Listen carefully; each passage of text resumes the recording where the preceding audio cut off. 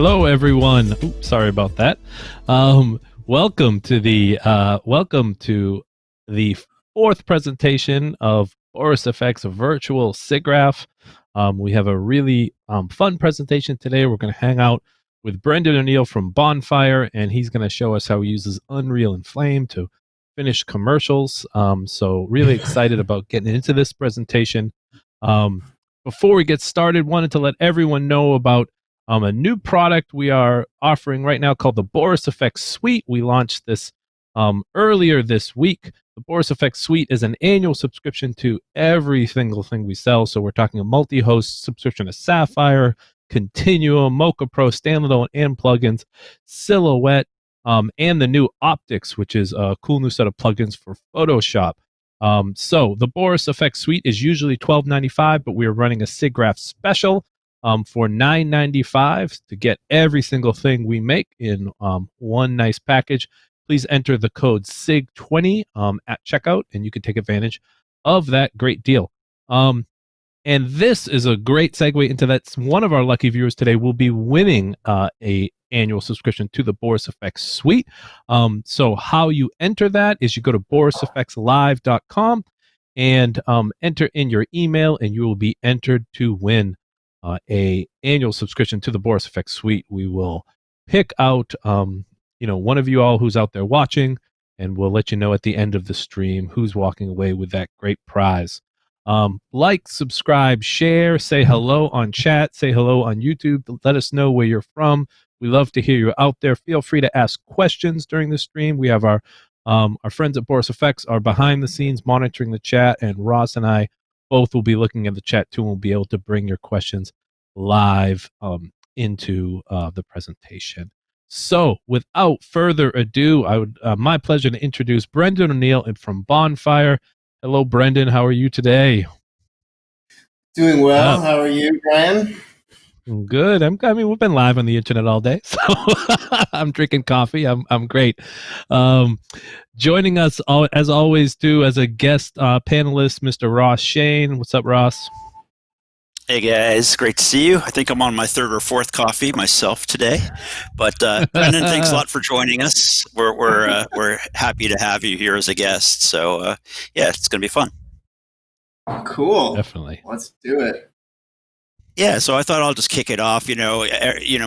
Obviously everyone here knows us as Boris FX, developers of Sapphire, Mocha, Continuum, Silhouette. We have lots of great tools.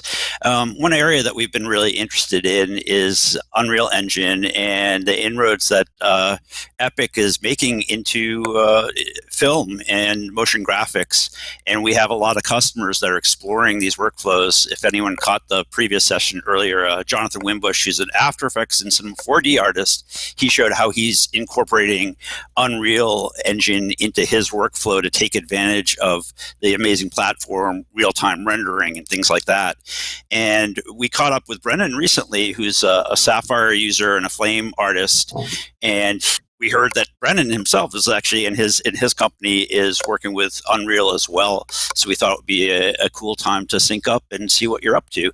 So Brendan, I'm just curious, who are you? Where do you come from? And how did you get into this crazy business?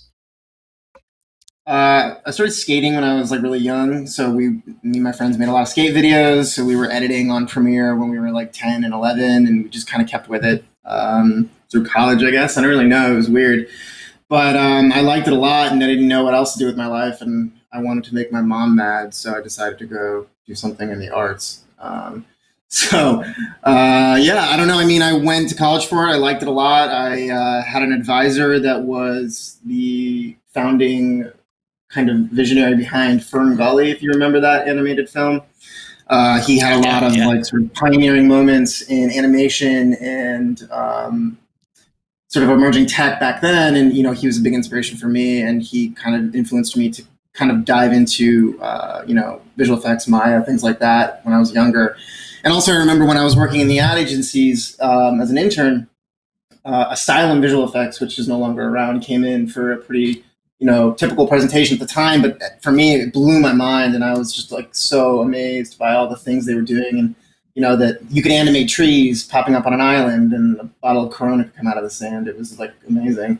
So for me, that was really like when I knew I wanted to do it. And, I graduated and got a job at the mill as a runner and then worked my way up and, did Smoke Flame and started Bonfire 4 years ago. And ever since then, we've just kind of been doing a lot of different things and it's hard to sort of stay in one area. But, Unreal has been a big game changer for us in a lot of respects. And, there's a lot of misconceptions, I think, around it as well, which is one of the things that Boris FX has kind of helped us with, because a lot of times people think that you can get just beautiful images straight out of Unreal Engine and that they look perfect, which isn't ever really true. You always have to bring it in and work on top of it and refine it. And, that's one of the things that Boris FX and Sapphire specifically really helps us do well, because it allows us a lot of creative flexibility. And once we dive in, I'll show you guys, some of the UI helpful things that, allow us to go through a lot of the different presets and tools to start building your effects and plugins to help us kind of very quickly visualize what it is that we're kind of doing in a way that, is very similar to some of the other programs, but it does it better, in my opinion, than things like Resolve, like the bridge and along things like that. It allows you, and we'll show you soon, just how to visualize everything. It's just easy. And also, not that we're going to get into it today, but, paint, silhouette, those things are also very useful too, because, and I'll show you, a lot of the renders from Unreal have a lot of issues. They end up with a lot of glitches, a lot of, sample rate issues, a lot of, things that need to be cleaned up. So, we do a lot of cleanup with, Sapphire, when we can, but then, we'll jump into, paint when necessary to kind of really hit it a little bit harder. And then in combination, obviously, with Flame and all the other tools that it comes with, it really allows us to do quite a lot, especially for pitches, we find. It really has a lot of creative flexibility to make some very beautiful frames very, very quickly. And the work that you guys, that Bonfire, and for those not familiar, Bonfire is a creative studio in New York City. The work that you guys specialize in, is that generally commercials, high-end commercials, or are you doing episodes as well? We do film in TV, mainly episodic stuff, like HBO shows and things like that, visual effects oriented, CG. But we do mostly high-end commercial work, ad agencies directly to brand, directors come straight to us sometimes. We're looking at your reel now, which is some beautiful work. Yeah, fantastic work. And music videos as well. Say that again? I said music videos as well. Yeah, I mean, when they can pay the bills.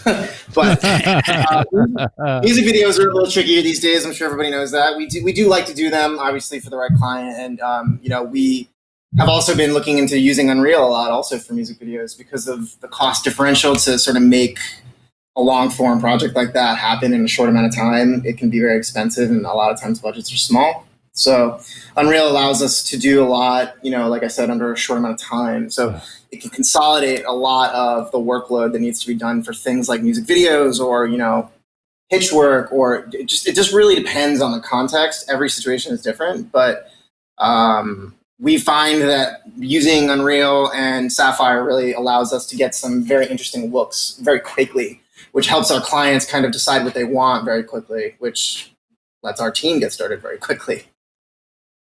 Right, Brendan, it's a beautiful breaking my reel. heart. Yeah, I know. I was going to say, you are breaking my heart with that Kyrie Irving Celtics replacement jersey.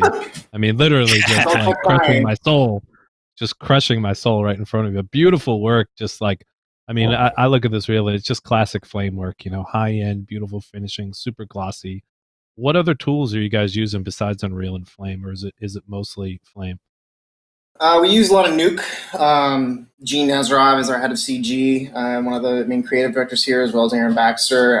They're using a lot of, like I said, Nuke, a lot of Adobe platform-based things like After Effects, Premiere.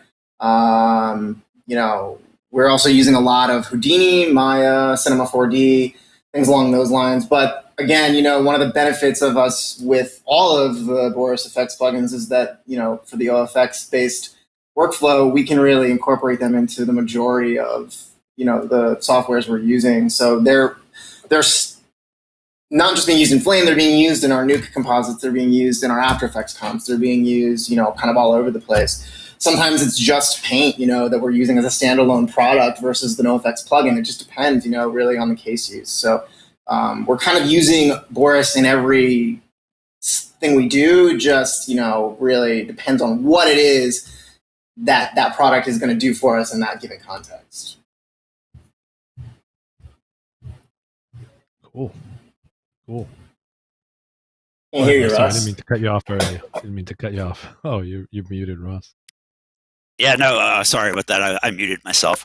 What I was going to say is we're getting very close to you sharing some of your, the project you've been messing around with in Unreal. But do you want to just share, Brendan, a little bit like how long you've been exploring Unreal Engine, and maybe just touch on the learning curve and what it's been like to bring this new tool to your studio? Yeah, I mean, I've heard different things from different people, but as a Flame and Nuke artist, I think it's been pretty straightforward. There's obviously a learning curve that comes with it, but I found that, a lot of the parameters are very similar to After Effects. The node-based blueprint editor, material editor is similar to Nuke. And then a lot of the math is very similar to, what you'd find in Flame and Nuke. So it's interesting to translate a lot of the compositing skill sets into Unreal.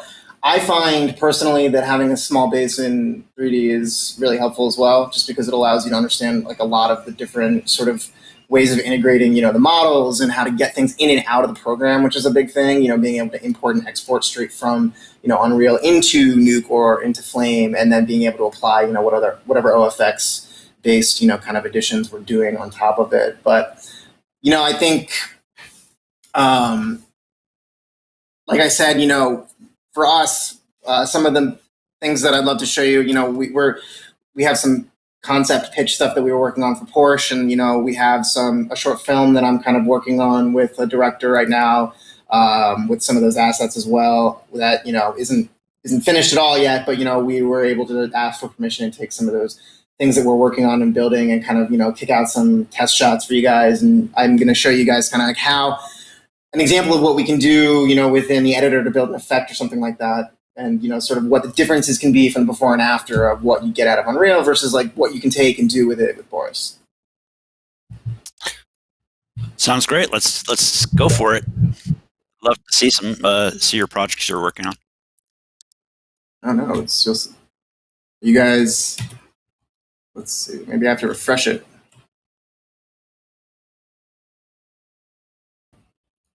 Yeah, why don't you try and you could reconnect on the call?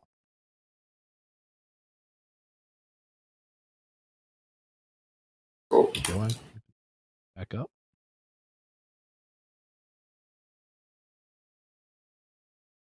Cool. So you guys can see that? Yep. Looks. Cool. So, for example, this is a shot that, came straight out of Unreal, and, it's just sort of a preliminary thing that we put together. I put together just as like a move. We have a little basement room that we're working on, just, as a very concept thing right now. Some gears and stuff in there and some different electrical equipment. And, you'll see, I'm going to play this whole thing down just so you can see sort of some different examples of renders. And you'll notice some glitches and things in there, which I kept in there on purpose because I want you guys to see sort of some of the, limitations of Unreal, because there are limitations. And I think that it's important to understand that the workflow within Flame and Nuke in combination with Boris helps us kind of clean some of that stuff up. I think when you Brendan, look at some of the... Yeah, go ahead. Sorry. Can I ask you just to increase the size of your viewer so our viewers can see a little bit better of your workspace? Okay, awesome. Thanks. Wow, that's great. What's the FPS you're getting, just so I can make sure that you're good on that? It seems to be streaming pretty well on my end. Yeah, no, it looks we're probably at about 20 Cool. or All right. 18 to 20 or something.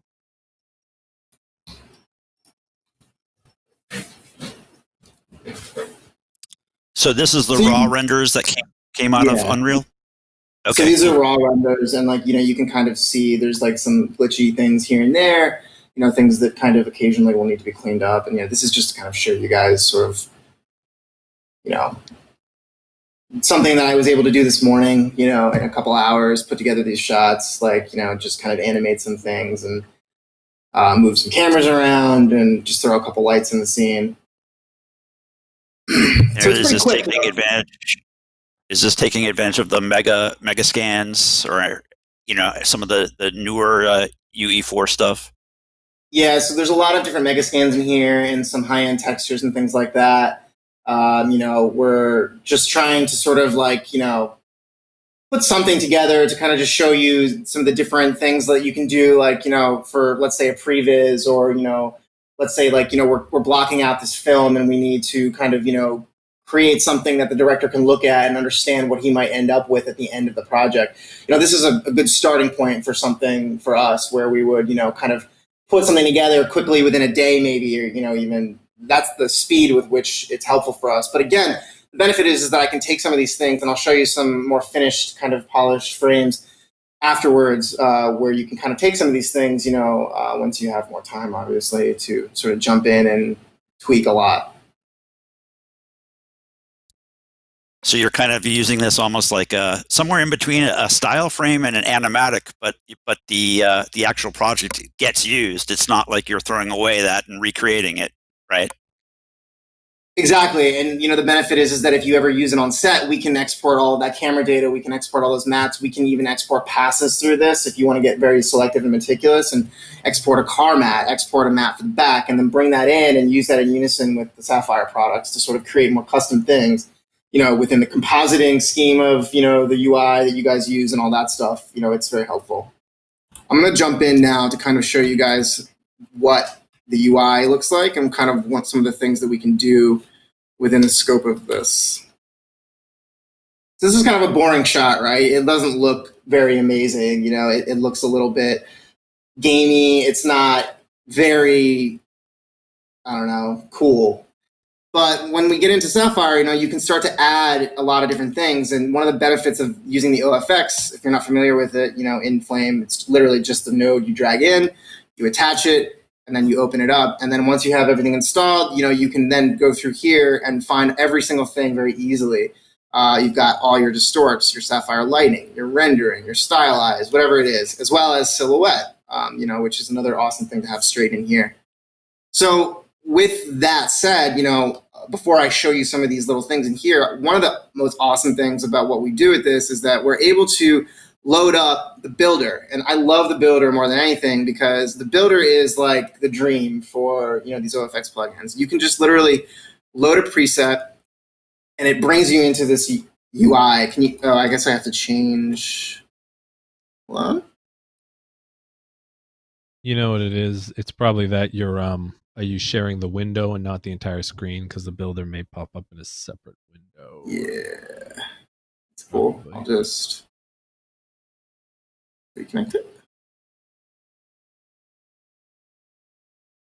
There we go. Screen. There we go. Cool. There we go. Great. So you guys can see that? Yep. Looks great. Cool. So this is the, the editor builder, and, you can see my shot here is underneath, and, we can literally toggle through every single one of these different presets. It's awesome. You can just like click on it. You can see whatever it is that you want to like kind of visualize and understand, what the base of it would be, and it goes from everything to, very like, kitschy effects to very high end, very like, beautiful color correct preset LUTs, lens flares, whatever it is that you need, you can kind of find in here. And it's great, like I said, for a number of things. So if, for example, in this case, I wanted to kind of create a custom look. So, I was able to bring in Sapphire Glint, and we'll add a little bit of extra lighting on top. And then built a custom effect here, to create sort of a sepia, old-timey kind of look, as well as with a sharpen.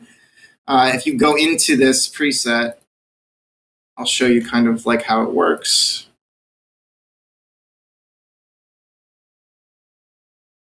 So it's very similar to what you'd find in any node-based compositing platform. You have all of the same tools over here on the left, and you can bring them straight in and basically, tweak them as needed. And when you click on each one, as long as you have the preview, you can see what you're doing over here. And each time you can tweak it. Obviously, this is very heavy-handed, but I wanted it to be noticeable. But again, you can stack all of these different things on top of each other. So you can basically create one effect or tons of them all at the same time without having to bring them into Flame over and over and over again and stack them. But of course, you can do that if you want, and sometimes that's better because you're able to have a little bit more flexibility on a case-by-case basis. So we've got some glints. We've got, like I said, a custom build with some color, some glows, as well as some sharpening. We've got a light leak, which works kind of like a gradient, which is another thing that you can, a lot of different options like this. Simple color correct. And then I wanted to throw something a little bit more creative and artistic in there, just to kind of show you that there's a lot of other things that, you can use this for, not just from a enhancement perspective, because let's say you're sharpening this for real, right? And obviously this is insane, but let's say we wanted to take that back a little bit and, we're going to knock back that sharpen.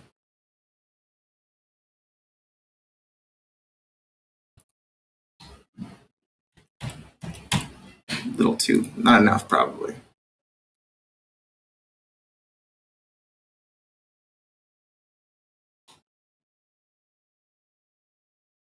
All right. Yeah, that's better. So we pulled it back. It's a little bit more reasonable. Now we can kind of continue down the chain and look at all of the other things we've put in here. And again, this is that lighting effect, which is just one of many examples that you can pull from and tweak.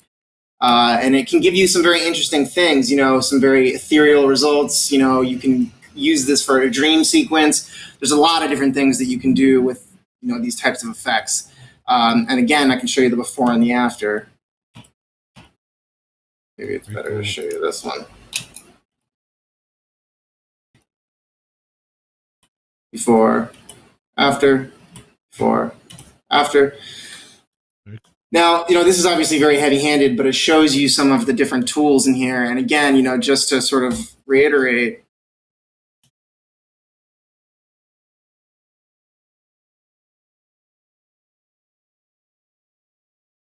you can go through so many different things. I've been hard-pressed to go through all of them yet. There's just so many. It's unbelievable. Yeah. And you can really create some very interesting stuff.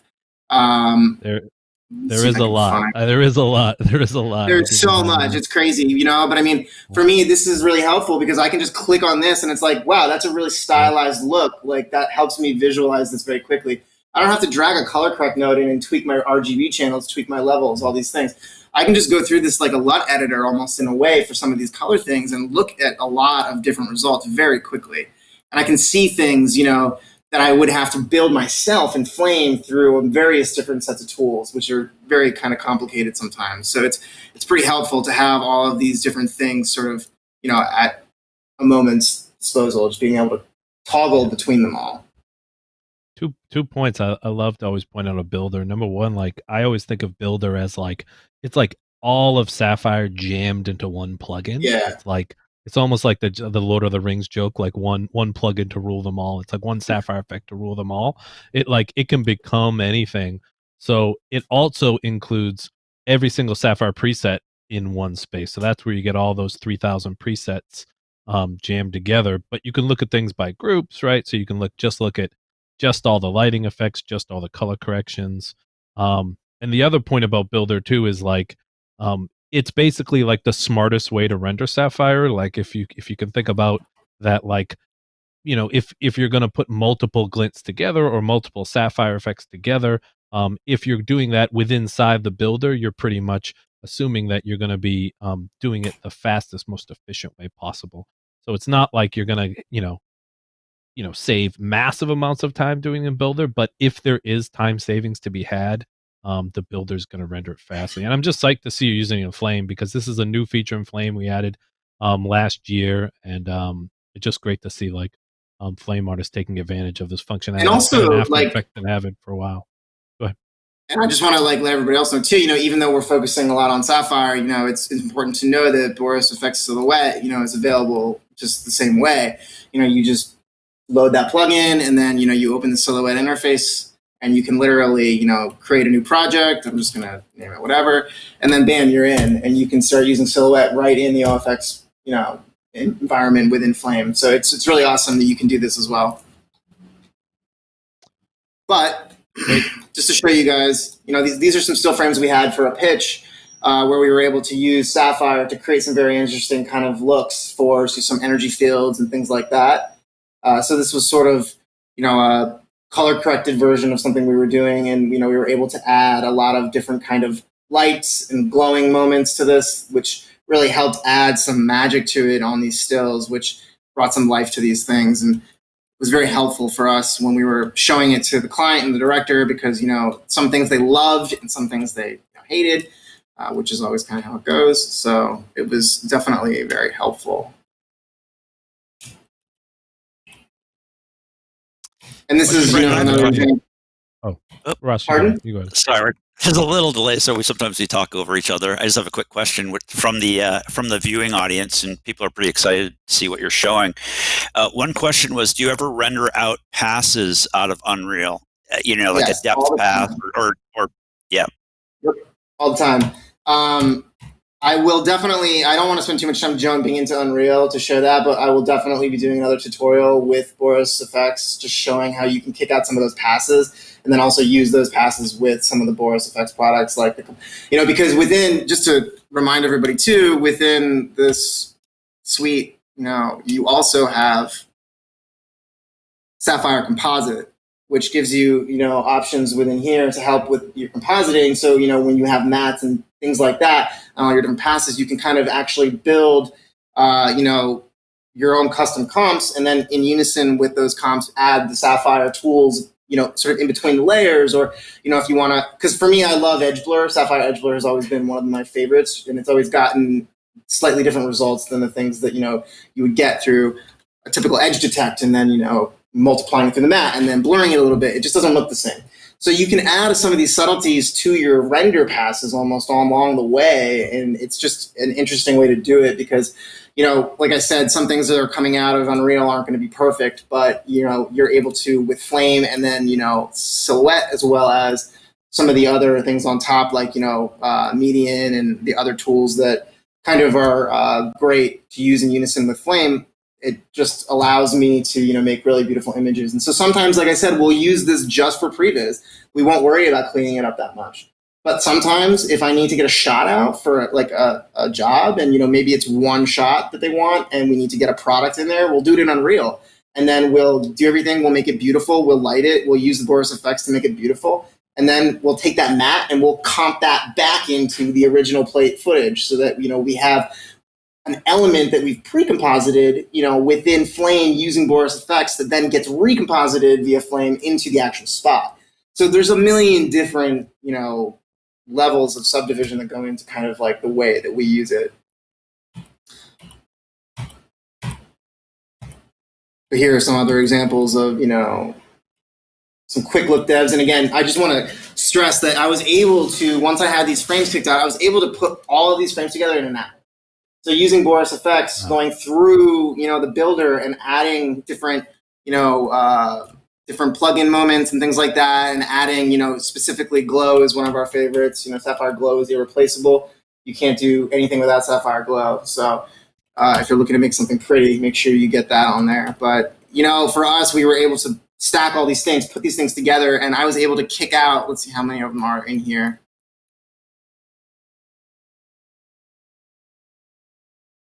I don't know, a lot, like 30 images or something like that. And every single one of them uses like 5 different Sapphire nodes.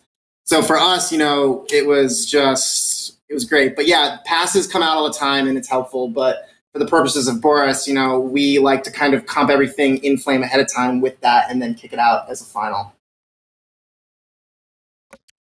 Very cool. Very cool. Yeah. Have you played or looked into, bringing a camera in, or a camera that, say, exporting a camera out of Flame. I know there can be a lot of different workflows to play with to make sure that your data comes across between every application. Sure. We tend not to kick cameras from Flame out, but sometimes we'll have cameras come from Maya, where our CG team will build those cameras and then kick them back out to Unreal. We'll bring them in and we'll use those cameras as our base. However, a lot of times now, these camera rooms are being built in Unreal. So whether we're on set using LED, whether we're using a green screen to do, a virtual production thing where we can visualize in context the shoot, even though it's on a green screen, a client can sit there, look at the monitor and see all of the characters and all of the environments that we've built in Unreal, kind of working in tandem at the same time in real time. Even though the actor can't see it necessarily, the client can see the actor live composited off of the green screen into these environments. And by doing that, in various different kind of scenarios, we're able to bring the camera straight off set into Flame and then use that directly in unison with Boris effects. And it's very helpful when it comes to doing things like painting and when it comes to, kind of trying to get some stabilizations and along those lines, which, again, we'll show at a later date with the Silhouette plugin and sort of how that ties into the workflow as well. But we do quite a bit of that, yeah.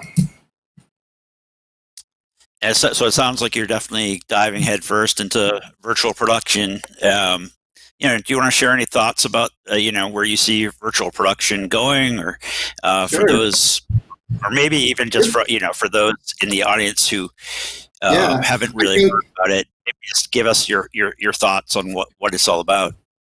Virtual production is a very deep bag. It's complicated. There's a lot of variables to it, but at the base level, everybody knows The Mandalorian.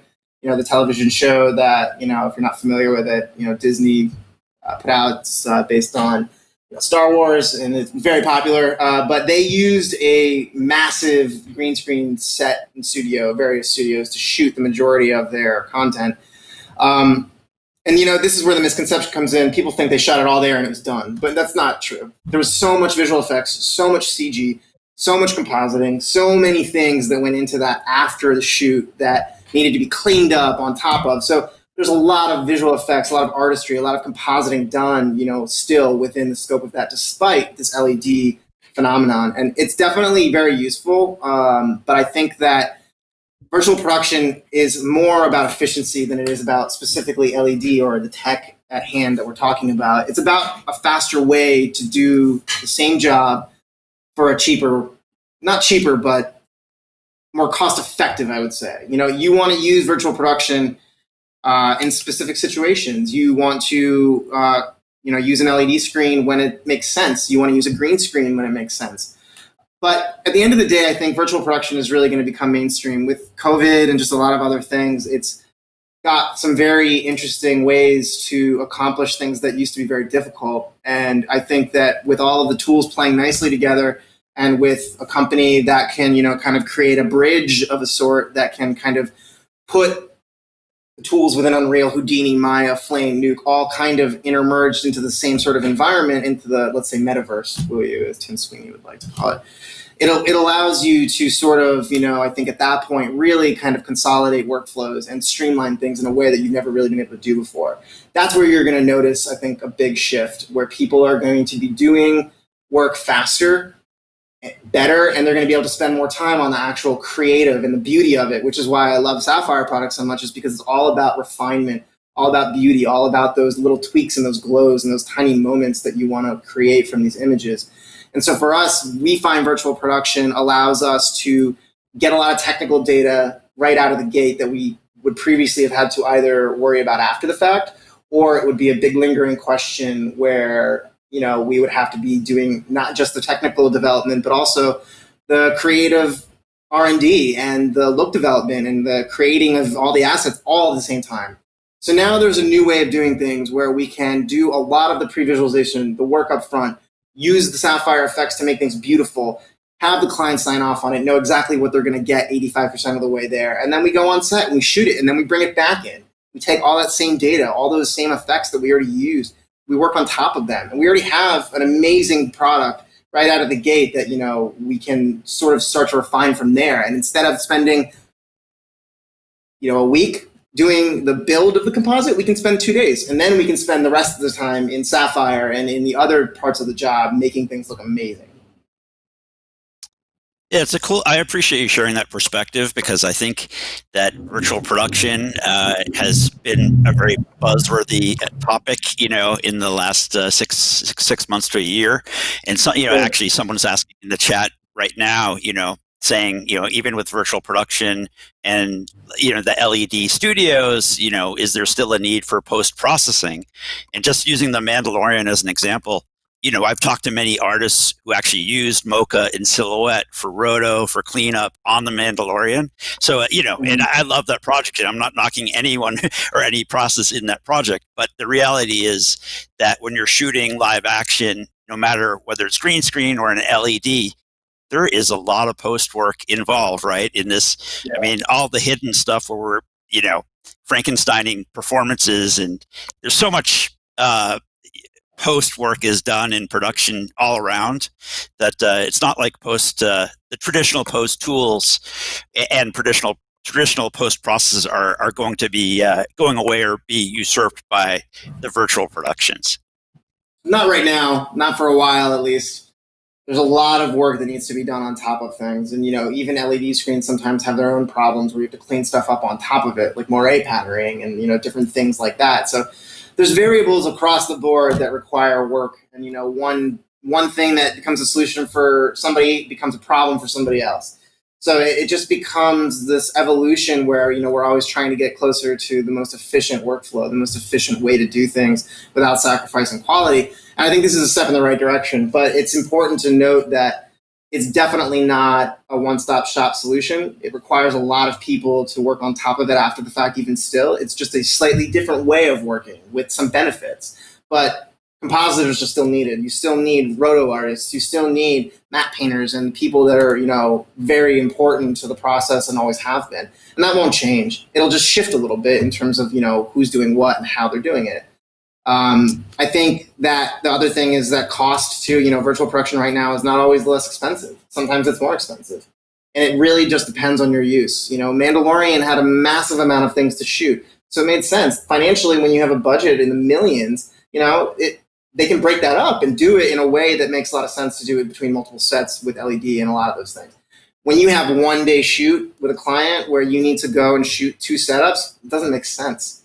And it might be cool, but it's not the right situation or the solution right now. So there's a lot of hype around it, but it's going to be an evolution. And I think that, people are going to be figuring out still now how to use these tools and these products. And, hopefully Boris FX will be right there helping us figure it out. Yeah, it's definitely a fun time, and I think you're seeing a lot of things happening really quickly. And you're also seeing things like motion capture suits are coming way down in price.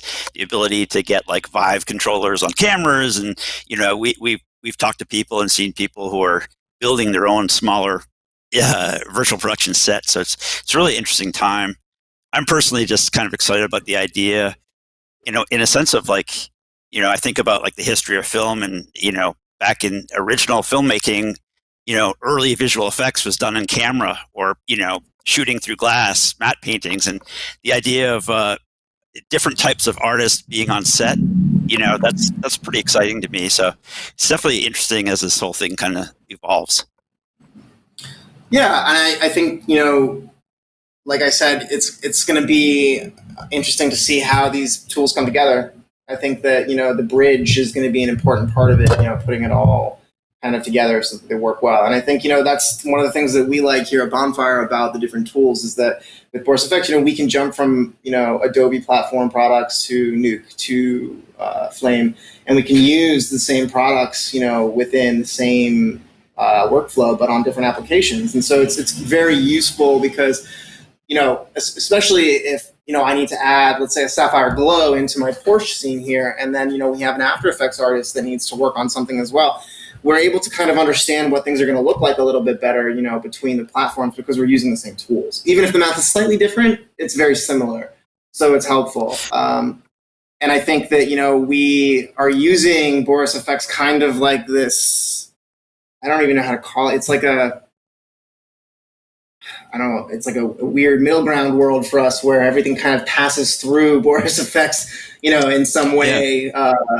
But I know what you you mean. know, It's like a we're hub. also still developing those workflows to kind of like put them all together. It works pretty well right now, but I think that with Unreal, it's a new world. So we're kind of trying to bridge that gap.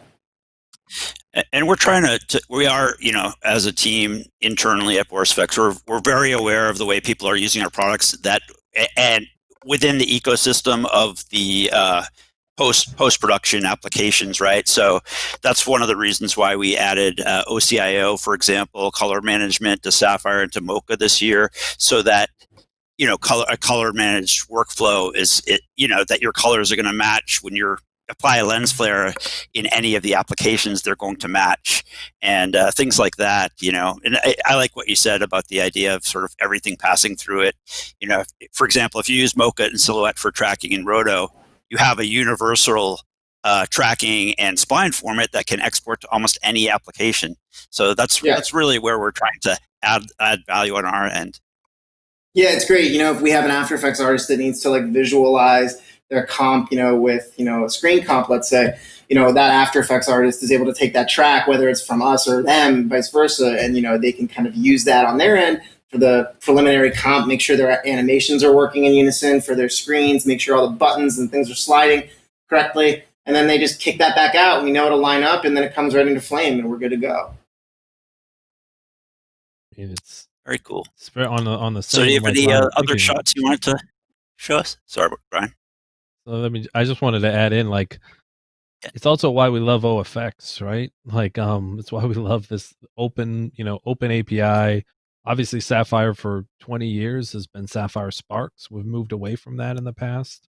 One of the main reasons internally why we love the move away from Sparks, to OFX is to be able to exactly that, have the same plugin be in Nuke that is in Flame, so be able to share presets between the two, be able to share lens flares between Flame and Nuke and Resolve and have it be the exact same image that's produced. We always ran into issues with Sparks being an outlier for that. So having it be ever this, since you guys introduced format, OFX is great. It's really, really, really helpful. And it doesn't crash.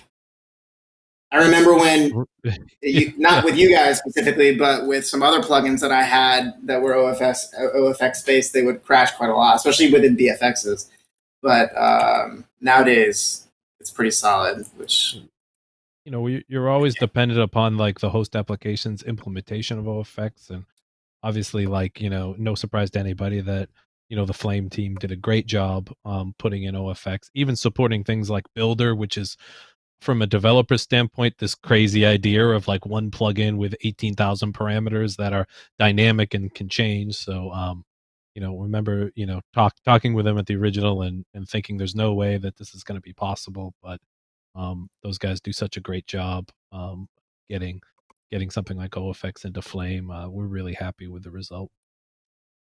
Yeah, I mean, like I said, I can't stress enough how important the Builder is for us, just on so many levels. We're able to, just toggle through so many different things. And I know that sounds cliche or maybe undervalued, but for me, it's really helpful because, whenever I have a director in here and, we do color correct a lot too here at Bonfire. And, even though it's not on this machine per se, we're able to just really go through a lot of different, artistic looks and things.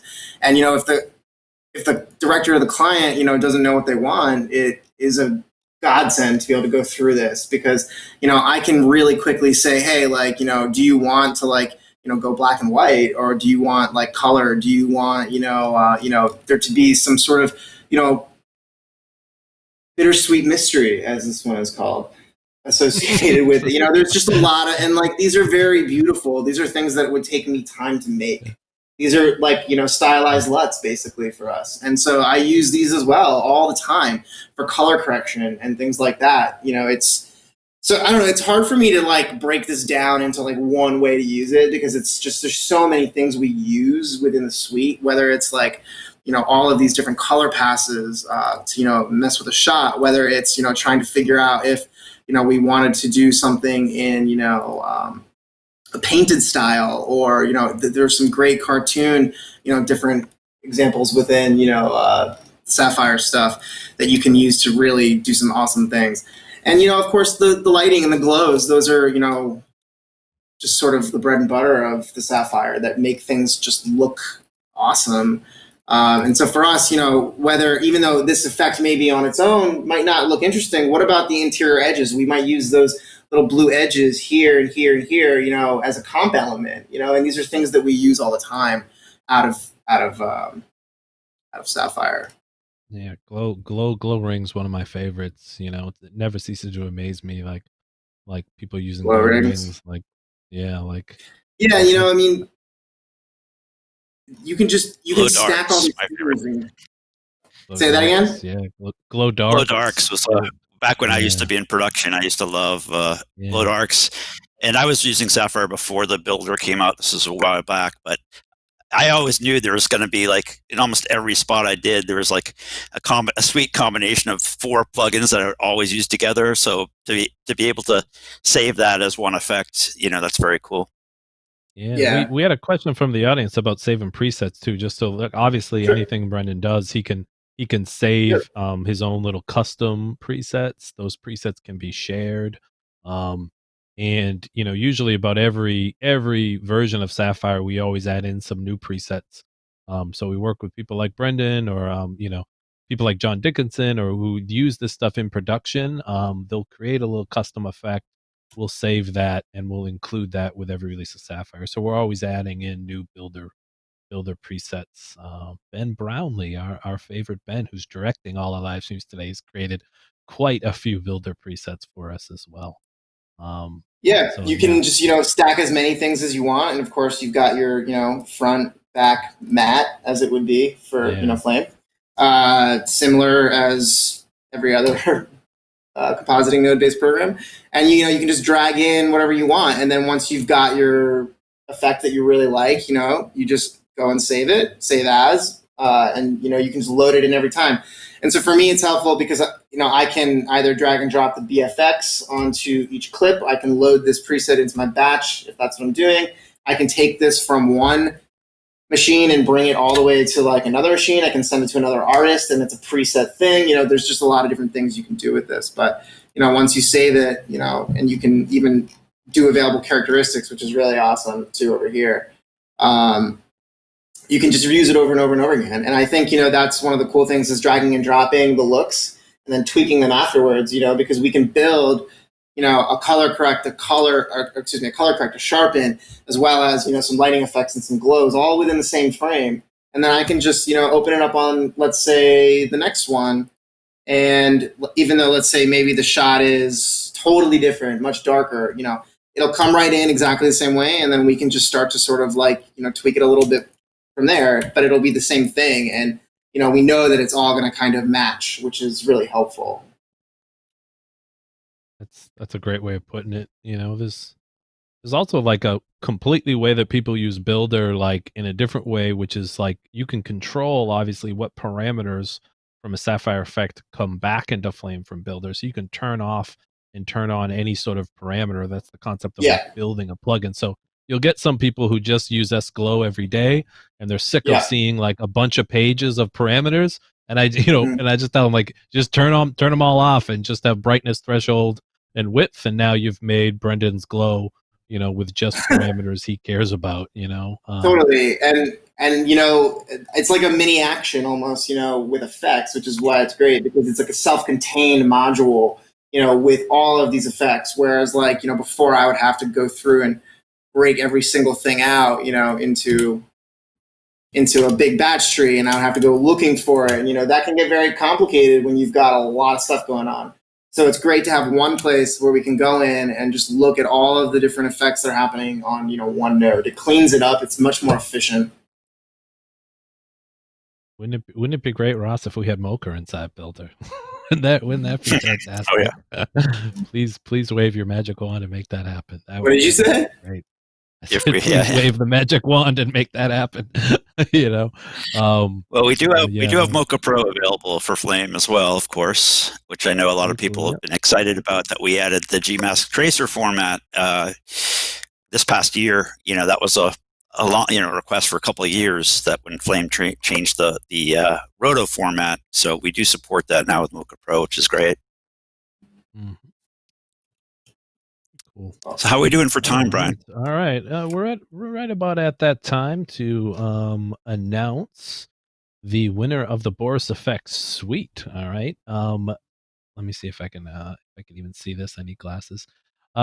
Deborah, and I'm not even going to try and pronounce your last name as Ben, thank you, has typed it out on the screen for me. Sangermono, Deborah Sangermono, congratulations. Deborah wins an annual subscription to the Boris Effect Suite. So she gets everything Brendan's shown here with Sapphire. It's multi-host Sapphire. She gets Continuum, Mocha Pro, Silhouette Paint, and the new Optics, which, Brendan, I don't even know if you know this, but like, so Optics is a new Photoshop plugin we created, which takes OFX plugins. So you can get Sapphire now in Photoshop, which is awesome. Which is really cool. Yeah. You know, even when I create a lot of still frames, I'm constantly going to After Effects to use Sapphire lens flares, and now I can do it all within Optics right in Photoshop. So, when did we come out with that, Ross? That was last month. Yeah, 5 weeks ago. Yeah. Cool. Brendan, thanks so much. I mean, for joining us today. I mean, I'm excited to see more of your Unreal work as you kind of dive more into it. So, you know, we really appreciate your time. Yeah, thanks for having us. You know, we always appreciate chatting with you guys. We've been using your stuff for a long time, so. Yes, keep up the good work, man. It's fun to watch from afar. You guys produce amazing work, and it's great to have a chance to talk with you, and it's great just to hear your thoughts on the industry and virtual production, anything. So it was a pleasure. Thank you so much. Yeah, man. Well, look forward to chatting again, and hopefully we can do this soon. Yeah, look forward to hanging out in New York in person. You know, and I don't know if you want to right now, but I want to. Nothing's open, man. Cool. Awesome. Okay, well, thank you so much, Brendan. Coming up next at 6:00 today, we have John Dickinson, who will be walking us through the new features in Particle Illusion. If you guys aren't familiar, Particle Illusion is a part of the Continuum suite. It is a particle generator that's part of Continuum, and it also has a standalone, which is free.